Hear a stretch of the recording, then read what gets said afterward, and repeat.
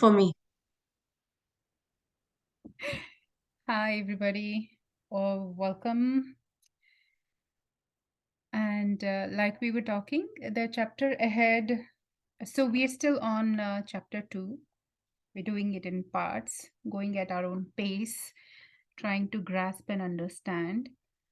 Um, so in the uh, last week, we were at the verse 55, where Sri Krishna is speaking to Arjun and he's telling him that how it is because of our senses, the five senses that we have, and their attachment that we go towards pain in life, get stuck. And he's also explaining, he's basically answering Arjun's question where he asked him, like, what are the signs and symptoms of somebody who is sthit pragya, or somebody whose intellect is stabilized and is constant, is not wavering.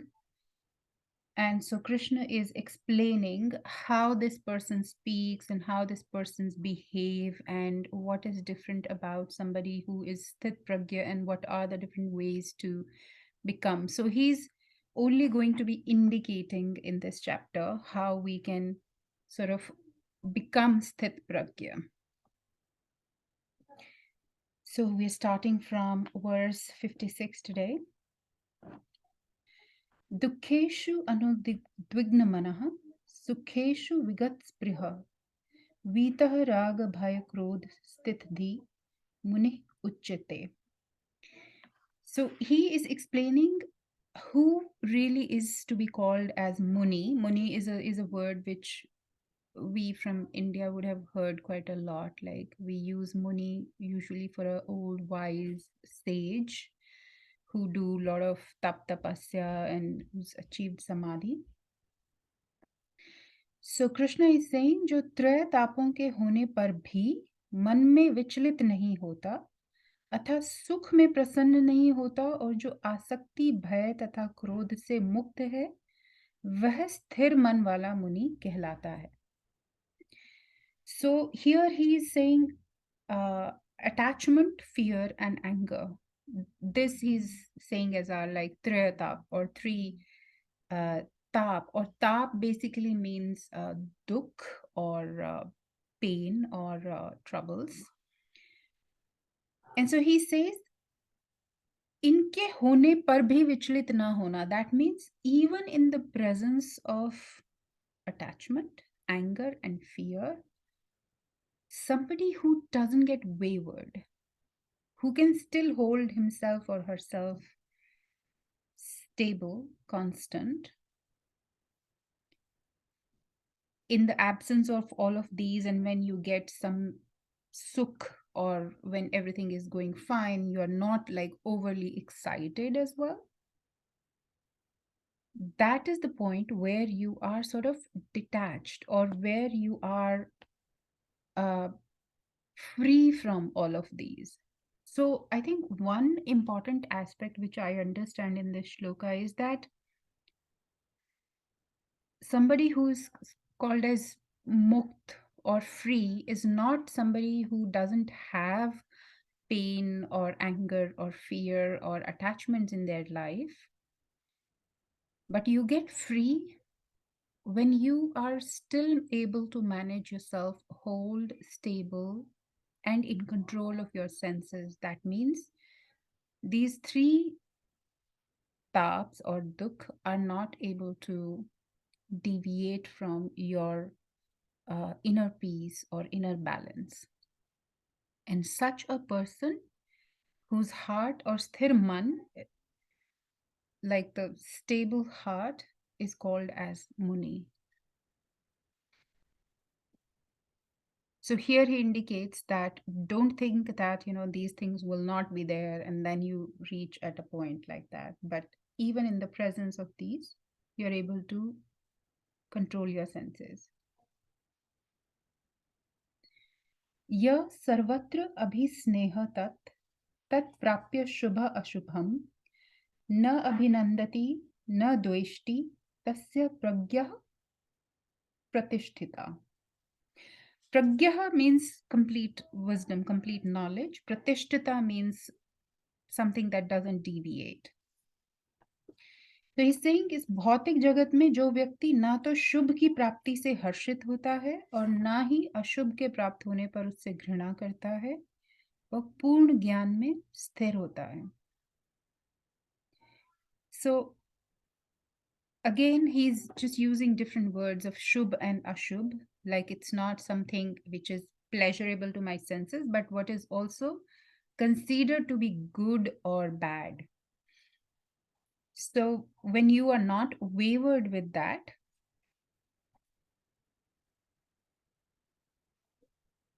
then it means that your intellect or your knowledge is stable and settled. So in a way, it also sort of indicates the distinction between somebody who's truly wise. So it doesn't say that, you know, you need to know quite a lot and then you're wise and then you're knowledgeable. But what he indicates is that how that wisdom translates or manifests into somebody's behavior. So he says that a truly wise person would always be stable, not getting too perturbed with challenges or whatever they achieve in life, whether it is good or bad, they maintain an equanimity and a balance. And that is the real uh, identification of a wise person. Yada sangharate cha ayam कूर्मो अंगानीव सर्वशः इंद्रियाणि इंद्रियार्थे अभ्यस्तस्य प्रज्ञा प्रतिष्ठिता.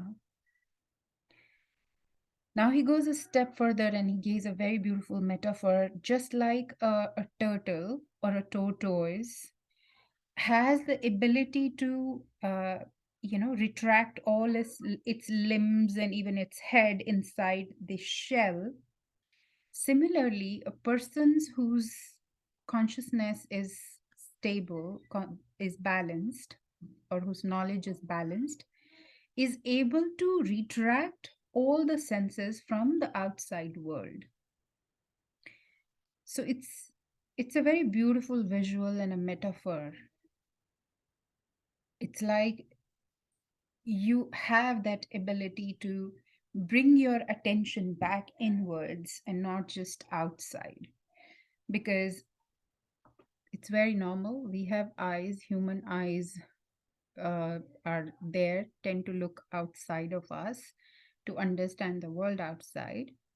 But when you need to cultivate that ability to bring back all the senses and bring them within. And in fact, even in Ashtanga Yoga, the fifth stage of Ashtanga Yoga is called as Pratyahara. And Pratyahara primarily means that your attention and your consciousness is retract away from all of your sensory perceptions, which means that your senses are all starting to look inward now. You're not indulging in what's outside of you. And that is also the first step of Antaranga Yoga, which is called as, because Ashtanga Yoga has 8 limbs, where the first 4 are Bahiranga Yoga, which means outside in your body, what you do or how you understand is Bahirang. And then there is Antaranga Yoga. So Pratyahara is the stage from where you start to come within and your senses start to come within. And then after Pratyahara, there is Dharana, Dhyan, and Samadhi, reflection, meditation. Yes, yeah, exactly. Uh, that's why in meditation we sort of keep our eyes closed, because that is one direct way of closing one of the senses to the outside world and distractions. But you know, one interesting thing is, Manmeet, even after closing our eyes, it's possible that we continue to see outside.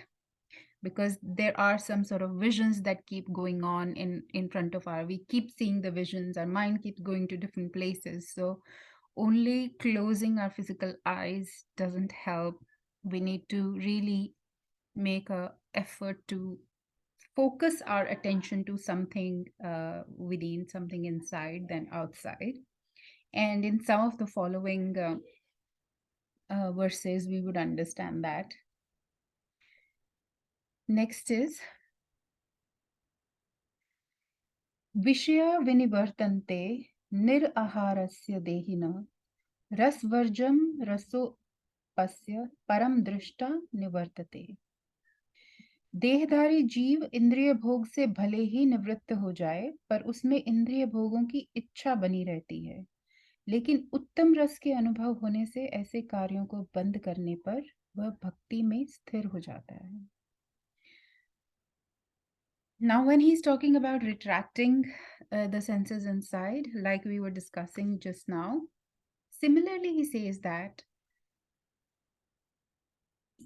that even if we sort of make an intention to go beyond, or we are not getting indulged into any of our senses or sensory perceptions, but still there is a little wish, there is a little desire that continues to stay there, because we live in the world through the interaction of our senses, right? So it is but natural for senses to put their attention somewhere. So he says, even if you like close your eyes and maybe close your ears, take a silent vow, don't say anything, just sit silently in meditation. Despite that, he says it is the very nature of the senses that they would like to go somewhere. They would like to give attention somewhere, somehow. So here he speaks about bhakti. That means devotion. That means your attention, or the attention of your senses to God or the supreme consciousness, or whatever we call. Devotion could be of anything. And there he uses a word called uttam ras. Now ras is a word which is used where you sort of enjoy the perception of different senses. Like you can receive this ras through your eyes, like looking at something pleasurable, or listening to some beautiful music, or smelling a beautiful flower, or tasting good food, or anything like that. So all of these are the elements that bring us some rasa.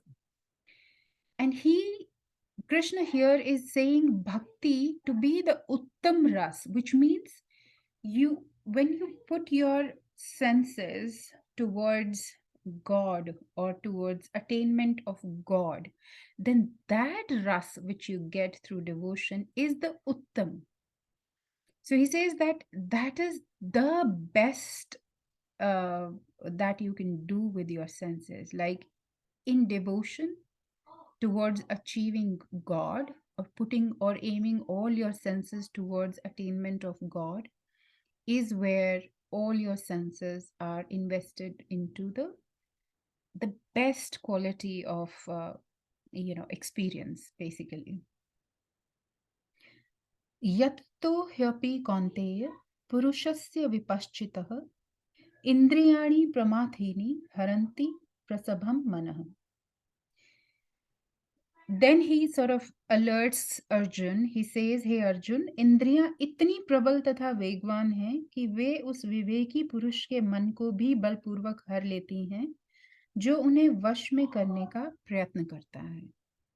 So he's sort of alerting him. He's saying that don't undermine the senses and their power. He says they are so powerful that they can even deviate a person who really has that restraint and control, and would like to overpower their own senses. And there have been so many examples. Like there is a very popular example of Rishi Vishwamitra in Menka, where he was one of the really attained and really powerful sage, but still Menaka was able to move him away from his samadhi. So he says, such is the power of these senses, and therefore he's sort of, if we say, he's bringing his attention back to bhakti, as to like what is really the significance of bhakti yoga, or what is really the significance of putting your attention to a higher power, or even a sense of purpose, a deeper sense of purpose.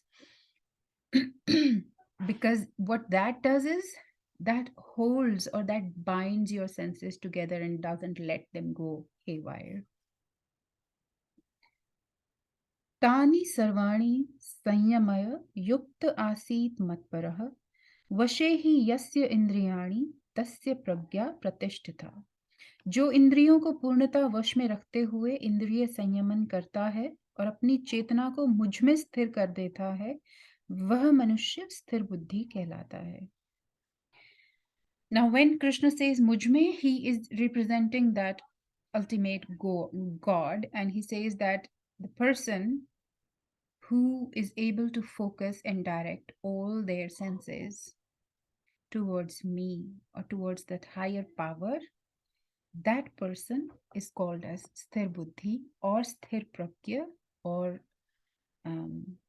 equanimous. ध्यायतो विषयान् पुंसः संगस्ते पुषुपजायते संगात् संजायते कामः कामात् क्रोधो अभिजायते.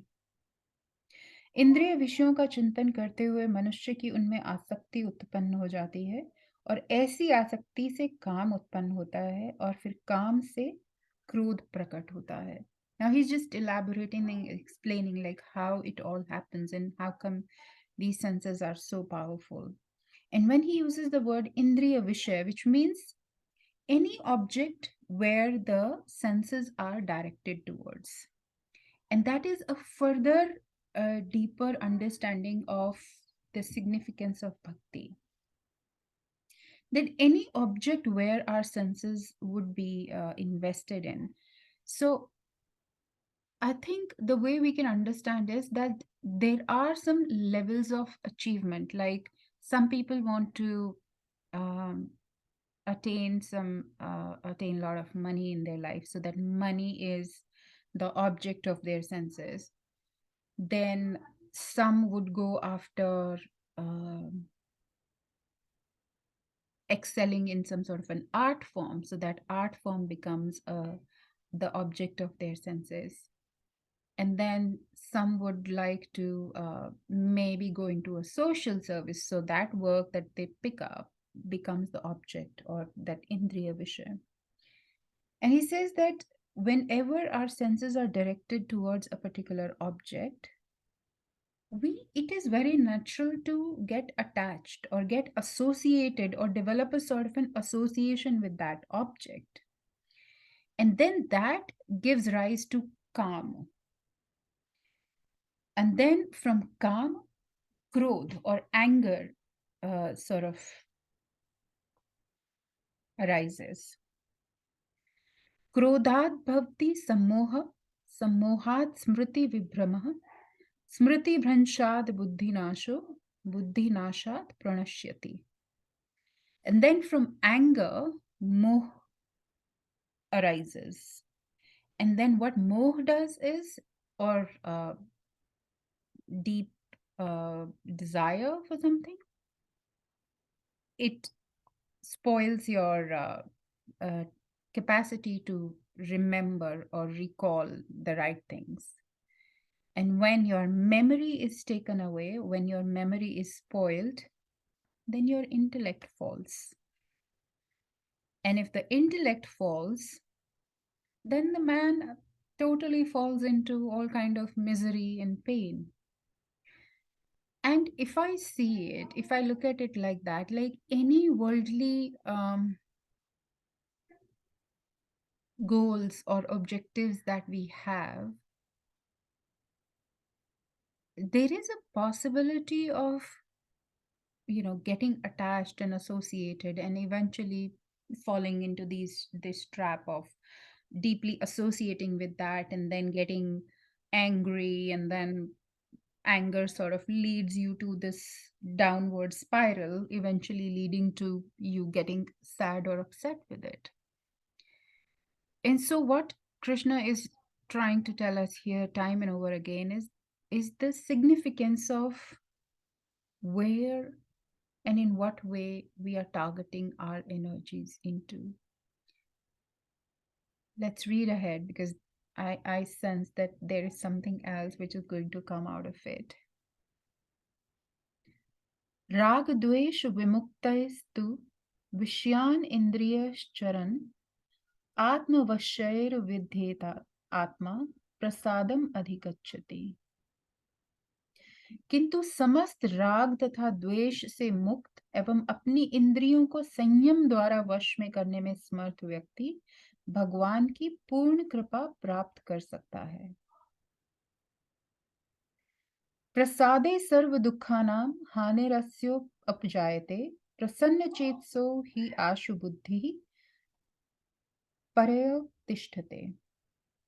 इस प्रकार से कृष्ण भावनामृत में तुष्ट व्यक्ति के लिए संसार के तीनों ताप नष्ट हो जाते हैं और ऐसी तुष्ट चेतना होने पर उसकी बुद्धि शीघ्र ही स्थिर हो जाती है। So here, after explaining like how it happens, and that how because of getting associated with whatever is that object of your goal, or you know, of your achievement, how that negative spiral can go down. So he says that when somebody is able to balance their senses and keep themselves away from any sort of association with that, then they are sort of blessed with a divine, uh, what we call that is like a divine blessing. Like we say that somebody is blessed by God, that have they are engaged in some deeper purpose in their life. But that happens when you disassociate yourself, disassociate your senses to any kind of this envy or attachment, like others are doing this, why am I not doing it? Which also means that instead of your senses being outwardly directed, they are like more inwardly directed, and they are associated more in God and not in worldly gains or affairs. Yeah, please go ahead, Manmeet. So, Komal, I feel I am somewhere in this transition where I have begun to see. I'm not saying I'm not drawn as yet, but I've begun to see this attraction towards all my senses is no longer giving me happiness. And I want to move to the other path. So I'm somewhere in the middle where I haven't experienced the other joy of that devoted path. At the same time, the senses are not making a lot of sense to me. Mm, And because I've experienced only the other part, the senses part, I also realize it's very thrilling path. You know, mm, there is failure, then you are depressed. Then there is, of course, failure leads to ultimately some success. Then there is excitement. So even though we don't want to be the pendulum, this roller coaster is very exciting. And now I have begun to feel a lot of deadness around me. That this is not being on the roller coaster. I'm like on a samtal zameen and there is nothing exciting happening. yeah. So it is not easy, is all I'm saying. That because that roller coaster is also very intoxicating. Even if there is failure, you know, ultimately the roller coaster will come down. You also have that hope that it'll go up one day. So you want to be on the roller coaster all the time. Like I go back to the roller coaster even now because I get bored being on that zameen, that deadness, experiencing that. And I want to read one thing from Kabir, but later on. I just wanted to first put that out. Thank you. That's so true, because the nature and the way our lives are, it's cyclical. Like you've used the example of roller coaster, what goes up comes down. What goes down will come up eventually. And and like you use the word excitement, that is also a deep association with our senses. And what happens after excitement is that our energy dips, which is bound to happen because of the cyclical nature of all the things. So, if we are overly charged or overly excited, we are bound to come down. And then that becomes a cause of pain. That becomes a cause of misery. That's why they say, no, like what has the power to make you happy has the power to bring you misery as well. It just indicates that. Like today, you are reveling in the presence of something, tomorrow, its absence can cause you so much of pain and misery too. And that's true, that happens. That's why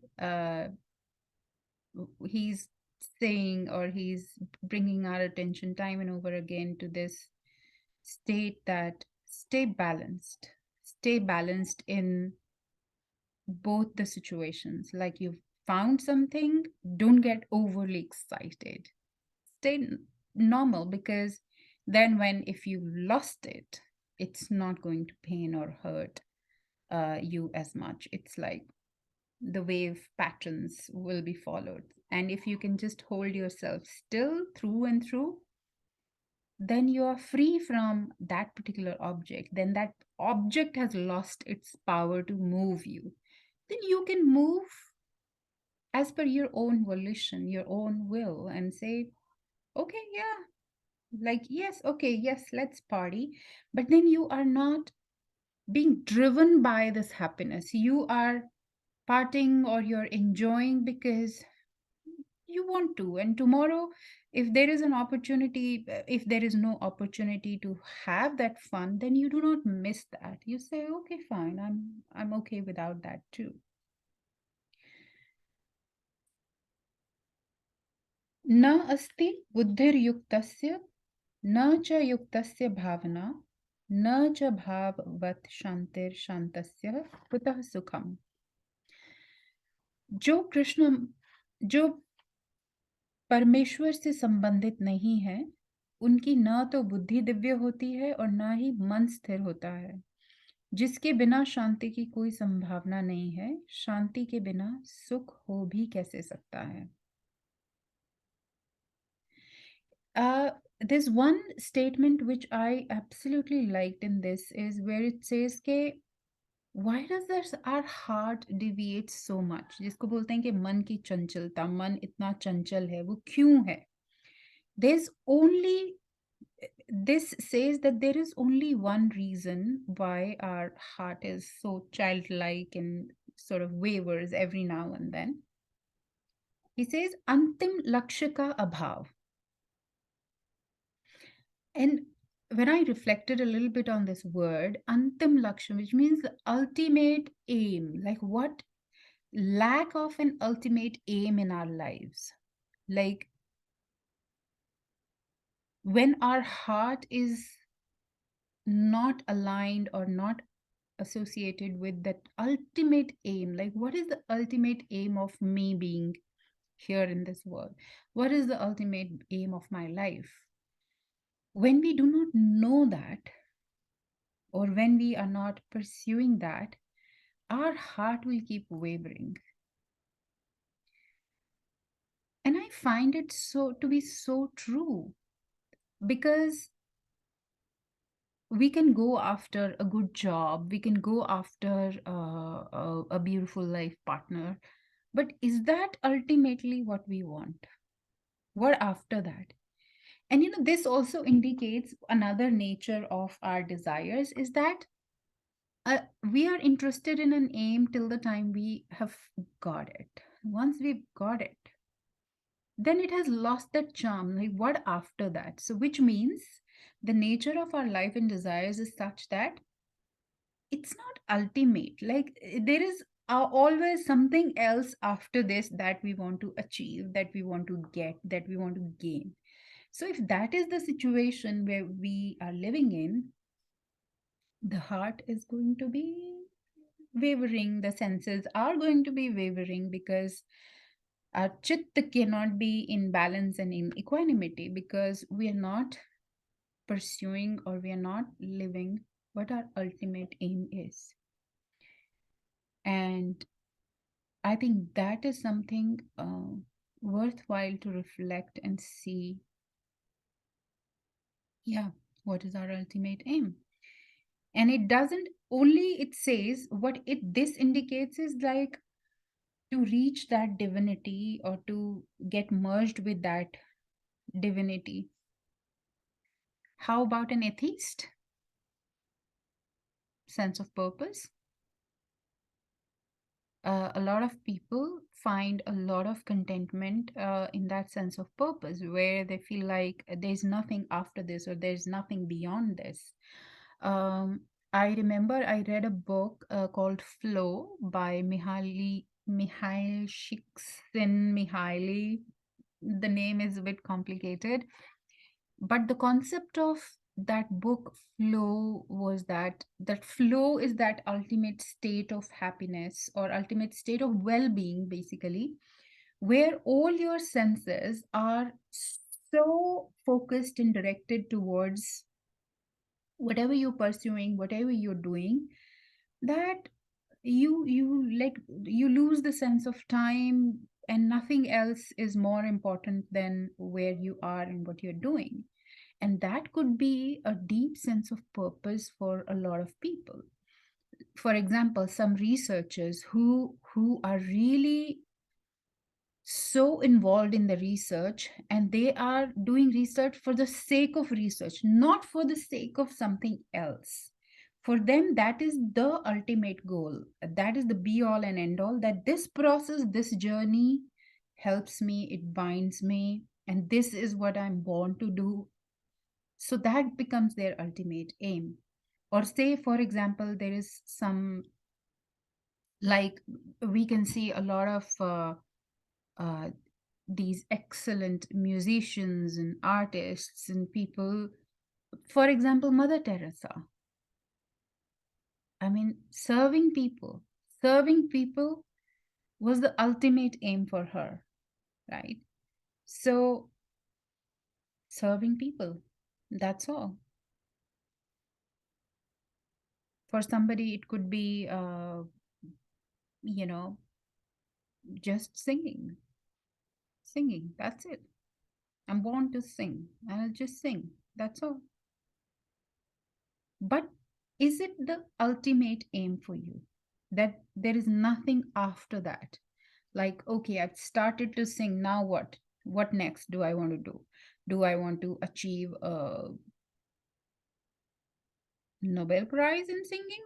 That means that there is something else after this song, this singing as well. But if I say, no, man, I just always wanted to sing, and I'm singing and I'm happy about it, and there's nothing after that, I'll just do this, then that's your ultimate aim.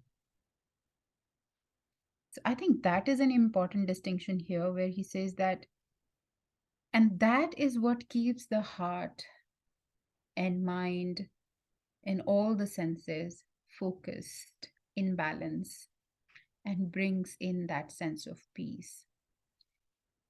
And I think an important aspect in this is also that, especially in Hinduism, it's said that there are so many different ways of achieving that divinity, whether somebody believes in God or not, but there is that highest level of being which we can achieve by following any particular path, as long as we are it as long as this is the ultimate path and we are involved in that. Yes, Manmeet. So, yeah, flow. I have read excerpts from that book and I understand the meaning of flow. That's correct. when you're pursuing something, it may be writing, painting, singing, instrument, you completely lose yourself. And ultimately, we're trying to lose ourselves, right? Where our sense of self is lost. But is that also not an attachment to our senses? It gives us pleasure.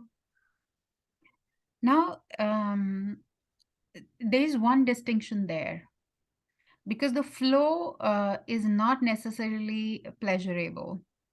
It can come from very, very frustrating work as well. Like you're pursuing something which could be extremely frustrating for you, but still you do not give up, still you continue in that process and in that journey, and then because that is what you're supposed to do. So the concept or idea of flow also doesn't say that you're pursuing something which is pleasurable or which is easy. No, it can be extremely difficult, but this is something which has the capacity to bind you totally and completely. So that's because then you also have the capacity to endure frustration and endure a lot of pain in the process as well. Does it anywhere mention how does one achieve flow? Like, is it coming up in Gita next? Yeah, well, let's see this. Or So that's so one indicator is that, like, ask yourself or reflect on the fact, like, whatever you're trying to achieve, is this your ultimate objective? Is this the ultimate of your life? Because if it is not, then you know that somewhere your senses are going to waver. Indriyanam hi charatam yan mano anuvidhiyate tadasya harati pragyam vayurnav abhimav ambasi. जिस प्रकार पानी में तैरती नाव को प्रचंड वायु दूर बहा ले जाती है, उसी प्रकार विचरणशील इंद्रियों में से कोई एक जिस पर मन निरंतर लगा रहता है, मनुष्य की बुद्धि को हर लेती है. So here he's again bringing us back to the senses, and where he says that the focus and concentration of all senses, because we cannot say that, oh, like there's some weak sense and that's it, but rest I am focused and concentrated on my path. He says no. Just like wind can take away the boat, any one of your sense which is not focused, which is not aligned, can really deviate you from your path, deviate you from your journey, take you away into the misery. तस्मात् तस्य महाबाहो निगृहीतानि सर्वशः इंद्रियाणि इंद्रियार्थे अभ्यस्तवः प्रज्ञा प्रतिष्ठिता. अतः हे महाबाहु, जिस पुरुष की इंद्रियां अपने अपने विषयों से सब प्रकार से विरत होकर उसके वश में हैं, उसी की बुद्धि निसंदेह स्थिर है. So now he says that all of the senses. So whoever has had grasped a control on all of their senses, only that person achieves that equanimity and that sthit pragya. या निशा सर्वभूतानां तस्याम जागृति संयमी यस्याम जागृति भूतानि सा निशा पश्यतो मुने. And he started with saying us like who is a muni, and now he's saying that whatever is the night for all the jivas or all the people, वह आत्म संयमी के जागने का समय है, और जो समस्त जीवों के लिए जागने का समय है वह आत्मनिरीक्षक मुनि के लिए रात्रि है. So here he makes a distinction that when the whole world sort of sleeps, when it's night for the rest of the world, for somebody who has a control of their own senses, that is their time to awaken. That means to get in touch with their consciousness. That means to turn inwards. Because that is the time when there are no sensory objects outside. There is nothing outside which will distract you, which will take away your attention. It's night. You can't see much, you can't go out and do much. He says that's the perfect time for a Muni to become awake. And what's a daytime for everybody? That is the night for a self-reflective person. And where he says night, that means the time to switch off the senses, the time to bring the senses inwards and let them rest.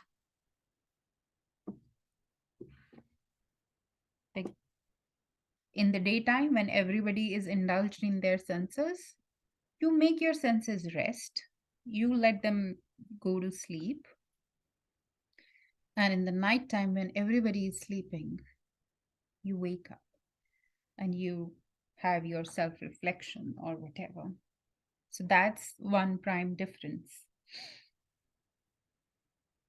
अपूर्यमाणम अचल प्रतिष्ठम समुद्र मापः प्रविशन्ति यद्वत् तद्वत् कामः यम प्रविशन्ति सर्वे स शांतिम आपनोति न कामकामी. जो पुरुष समुद्र में निरंतर प्रवेश करते रहने वाली नदियों के समान इच्छाओं के निरंतर प्रवाह से विचलित नहीं होता और जो सदैव स्थिर रहता है वही शांति प्राप्त कर सकता है, वह नहीं जो इच्छाओं को तुष्ट करने की चेष्टा करता हो. So he again brings in a metaphor like, and the metaphor is of a deep ocean. Now, when it rains really heavily and so many rivers sort of come and pour into the ocean, the level of the ocean doesn't rise. You know, ocean stays the same no matter how much of water come gurgling down through the different rivers. Similarly, he says that whenever all of these desires come or these requirements or responsibilities of worldly affair come, you do not get perturbed just because, oh, so much have fallen on me. Like, oh my God, so many responsibilities have fallen on me. So I become like overflowing. So that's what he gives us, another metaphor of a deep ocean. That you're not perturbed by all of those things. And you do not go after trying to satisfy those desires. Rather, you see them, you notice them, and you say, okay, what can we do about them? But they do not move you, they do not control you. Vihai kamanya sarvan pum ashrati nispriha nirmamo nirahankara sa shantim adhigachati. जिस व्यक्ति ने इंद्रिय तृप्ति की समस्त इच्छाओं का परित्याग कर दिया है, जो इच्छाओं से रहित रहता है और जिसने सारी ममता त्याग दी तथा अहंकार से रहित है, वही वास्तविक शांति को प्राप्त कर सकता है. So he's saying, letting go of the desire to satisfy your senses, इच्छाओं से रहित, like going beyond any of the desires, going away from all the attachments, and going away from pride or envy. That person can really achieve a lot of peace inside them. Esha Brahmi sthiti parth nainam prapya vimuhyati sthitva asya antakale api brahma nirvanam ichchati. He says that it's a spiritual path. It's a path to a divine life, and anybody who gets to this path doesn't become attached or associated. And even if somebody can reach in that place at the end time of their life, they can achieve the state of nirvana, or they can achieve the state of freedom. Like even like your entire life probably you got attached to stood attached and indulged in the senses, chasing senses. But even if at the end time of your life you realize this and you can really die in equanimity and peace, then that would open up the path of nirvana or freedom for somebody. So this state is not just what you achieve while you are being in the world, but even at the time of going away from this world, your senses are not getting agitated, not getting attached, but you. So that's the path to nirvana. And this ends chapter 2.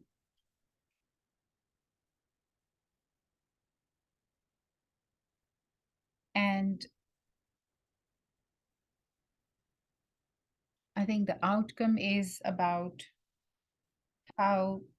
So I think personally, what I've taken away is that path of devotion, and devotion not just in the sense of like you're um, devoted to any god or Jesus or Allah or whoever you sort of follow, but devotion also towards the ultimate aim of your life, like whatever you consider to be the ultimate aim of your life, you're absolutely devoted to that path. And devotion has that certain element where nothing else is more important. All your senses are just focused and directed towards that path. That's one thing. And another thing which he also speaks about is to have and hold the distinction of like whether which path is deserving of that sort of a devotion for you as well. Like, is it just earning money, or is it doing something else? It's not necessary that it comes only that devotion or that sense of service come in only doing some NGO work or something like that. There are a lot of people whose work, whose job is invested in creating wealth for themselves and for other people, like the constructors or people in real estate. So we cannot assume that, oh, they are just uh, you know they are indulged in world, they're attached, and they're not at peace. People, if they are following what they are doing with a deep sense of purpose and say that, okay, this is my ultimate purpose, and through that sense of purpose also they stay in balance and equanimity and can achieve that sort of a freedom. Yes, please, Kabir. So Kabir's bhajan is like, yeah, I think it's related to what we are discussing, but what you just summed up, Komal, beautifully, that's been my prayer for so many days now, that I want to be in love with something so much that I lose my sense of self and I'm like completely devoted to it. Yeah. That purpose, I don't know if you have found one. I like to know if you have found one, but I'm still trying to figure out what's the purpose of my life. And I don't know if I'm sure there is no formula to it. But yeah, how does one find the purpose? How does one know that, yeah, this is my purpose? Is still a question I'm dealing with. And I'm hoping, Geeta, and you can be there to support me find the answer. There is also one more thing which he expressed in one of these verses, is that there's another way of doing that, is like whatever you're doing, whatever work you're doing, wherever you are, just attribute it to that divine power. Like whoever you follow, if you're a theist, then whoever is your god, just do it in service of that god. Or if you believe in that this universe as the ultimate power, then devote that work to that ultimate power. Like And I've actually met and seen a lot of people who are like these very rich business people, but they'll say like, they would sometimes say that it's happening because of God's will, like I'm just doing my karma, but it is because of the God, and I attribute. So they don't even take the credit of like, okay, I did this. They say, if God willing, if God willed and it happened, who am I? So that is also another way of disassociating from that um, tendency to get attached into this senses, and then in that downward spiral of anger and peace and all of those things. And I would say, Manmeet, this sort of works very powerfully. Uh, I've practiced this where whenever I feel, and it happens because there are these habits, right? We've been brought up in certain cultural backgrounds, certain times, with a lot of responsibilities, that it is bound to happen that sometimes we feel this overwhelm and like, oh my god, how will this happen, how will this happen? And so what I practice is, then I remember some of these scriptures and I say, okay, what am I thinking right now? Like, I am put into this situation to suffer. Is that what I want to believe? Or is that like, okay, this situation is also going to turn out in my favor somehow? So let me just go through it, because I believe that um, there is a higher power which is working for my best, which is working for my interest. And so that belief of feeling, oh, I'm alone, I'm disconnected, or when I sort of am able to replace it, and sometimes you need to do this like a ritual, you need to do this over and over again till the time our mind and senses start to, get attached to that idea or that higher power, and say that, okay, because I also sort of believe in this universe, and I said, okay, so what does this universe really want? So I always sort of picturize it like a loving and caring parent. And I feel like any loving or caring parent would never do something to destroy or to, break their child. Whatever they would do, they would always do to build up their child, to set them up for success, to uh, really give them all the happiness and peace and right kind of knowledge. And that's how I look at this universe. And I feel like it's working in my interest at all the time. And just saying that sort of works. I mean, that has been my personal experience. Yeah, I may not be consistently doing, but whenever I've done that, it does work. Yeah. Yeah. And then whenever I see it, like, oh, yeah, it turned out well, I would thank it and say, thank you. I know you're looking after me, or, yeah.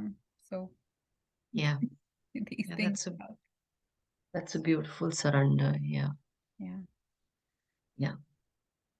I think it becomes a little tough when the period prolongs. Otherwise, I guess there is no other way. This is the way. Yeah.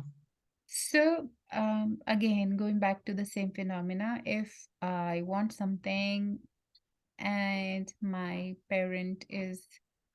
loving and caring parent is not bringing it to me, what could be the reason?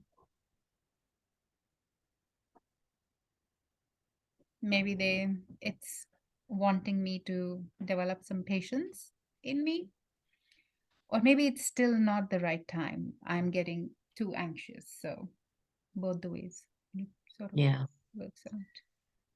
Yeah. The universe will give you when you're ready for it. Yeah. Okay, So, we are ready for Kabir. yeah. So Kabir says, रहना नहीं देश बिराना है, रहना नहीं देश बिराना है, ये संसार कागज की पुड़िया, बूंद पड़े घुल जाना है। ये संसार कांटों की बाड़ी, उलझ पुलझ मर जाना है।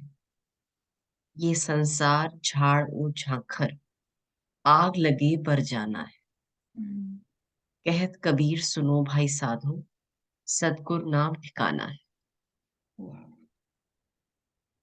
I'm having goosebumps all over my back listening to this.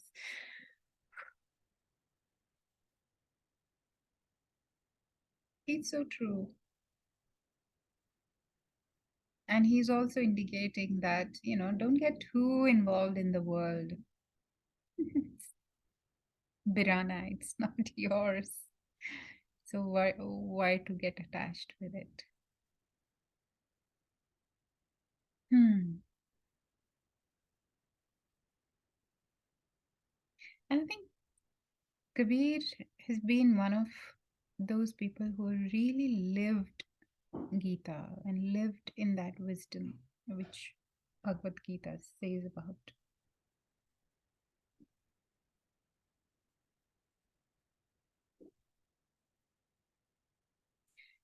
And I would say let's seek their blessings that we could be there as well sooner than later. Yeah, I would say us being here is a sign. I take this as a sign from the universe. So very, very grateful for this space, Komal. And Okay. So next week we'll be starting with chapter third, which is the Karma Yoga part of Bhagavad Gita, and see what is there to learn more in that chapter. Thank you so much, Manmeet. You take care of yourself. Have a good night. you too, Komal. Thank you. Bye.